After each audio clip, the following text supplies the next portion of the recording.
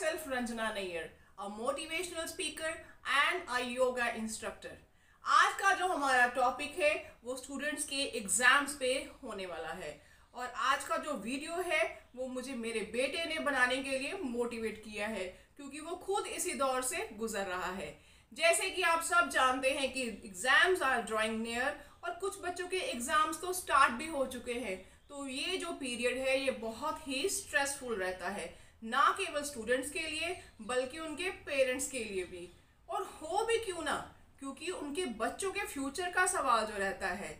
और ये बात मैं बेखूबी समझती हूँ क्योंकि मैं एक टीचर भी थी जो पढ़ाती थी और एज वेल एज मैं एक पेरेंट भी हूँ। तो इस एग्ज़ाम्स के ट्रॉमा में अच्छे रहने के लिए हमें कुछ खास बातों का ध्यान रखना होगा जो कि आज मैं आपसे शेयर करूँगी। तो आइए चलिए कुछ टिप्स शेयर करते हैं जो कि ड्यूरिंग एग्जाम्स काफ़ी यूजफुल रहेंगे। सबसे पहला tip, early to bed and early to rise. Parents को चाहिए कि वो अपने बच्चों को प्रेरित करें कि वो रात को जल्दी सोएं और सुबह जल्दी उठें, क्योंकि जो सुबह के अर्ली आवर्स का जो टाइम रहता है वो बहुत ही प्रोडक्टिव रहता है और उसमें जो हमारा ब्रेन है वो बहुत ही एक्टिव और शार्प और फ्रेश भी रहता है। और मुझे याद है कि जब हम स्टूडेंट्स थे, पढ़ा करते थे, तो मेरी मम्मी भी ना मुझे सुबह 4 बजे उठा दिया करती थी पढ़ने के लिए और ये खुद का एक आजमाया हुआ तरीका है। तो पेरेंट्स को चाहिए कि वो अपने बच्चों को मोटिवेट करें कि जल्दी सो के सुबह जल्दी उठे। That can be very useful during exam days. और दूसरा टिप जो कि ड्यूरिंग एग्जाम्स एक बहुत ही बढ़िया रोल प्ले करता है वो है आपका ऑरा। जिस ऑरा में आप पढ़ते हो या जिस रूम में भी आप पढ़ रहे हो वहाँ का जो ऑरा है, एनवायरनमेंट है, वो पूरे रूम का सूटेबल होना चाहिए पढ़ने के लिए। जैसे कि proper organisation of books, proper sanitise things and proper study corner, जो कि आपको प्रेरित करे और आपका मन लगे पढ़ाई में, ऐसा ऑरा होना चाहिए। और तीसरा जो एक बहुत ही अच्छा टिप है वो है रिटन प्रैक्टिस। कहते हैं कि जो चीज़ हाथ से निकली हुई होती है वो आपके सबकॉन्शियस माइंड में फीड हो जाती है, जो कि आप कभी भी नहीं भूलते हैं। इसलिए बच्चों को चाहिए कि वो हर चीज़ को, हर टॉपिक को रिटन प्रैक्टिस में ज़रूर कन्वर्ट करें और जब भी कुछ याद करते हैं उसके बाद उसकी आप रिटन प्रैक्टिस ज़रूर कीजिए।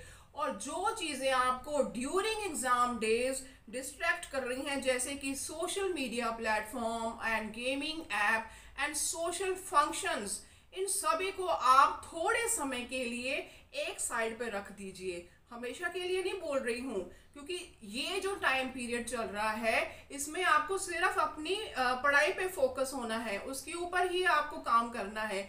जो चीज़ें डिस्ट्रैक्शंस बन के आपका ध्यान भटका रही हैं उनसे आपको कुछ समय के लिए दूर रहना है और फिर देखिए कि रिजल्ट्स कितने शानदार होंगे।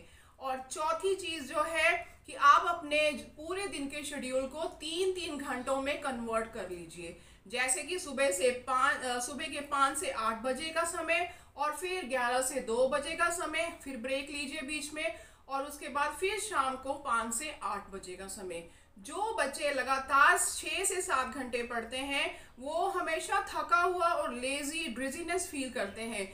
और जो बच्चे ब्रेक ले लेके 3-3 घंटे के बाद ब्रेक लेके पढ़ते हैं उनका जो ब्रेन है वो उनको काफ़ी अच्छे रिजल्ट्स देता है और वो ब्रेन जो है वो एक्टिवेट रहता है।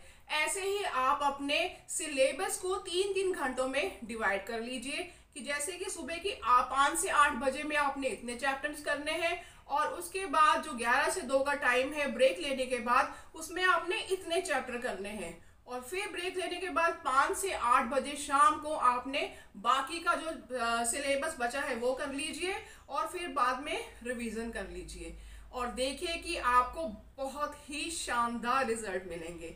और सबसे अहम चीज़ जो 5वीं चीज़ है कि कभी भी आपको ब्रेकफास्ट, लंच और डिनर हैवी नहीं करना है। अगर आप हैवी करोगे तो आपको एक लेजीनेस फील होगा और आपको नींद आनी शुरू हो जाएगी ड्यूरिंग एग्जाम्स डेज और पढ़ने के दौरान भी।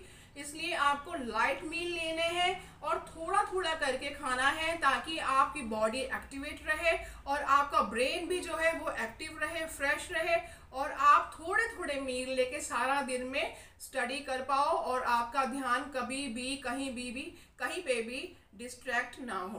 तो ये थे कुछ ऐसे टिप्स जो कि पेरेंट्स और बच्चों के लिए यूजफुल हो सकते हैं ड्यूरिंग एग्जाम्स डेज।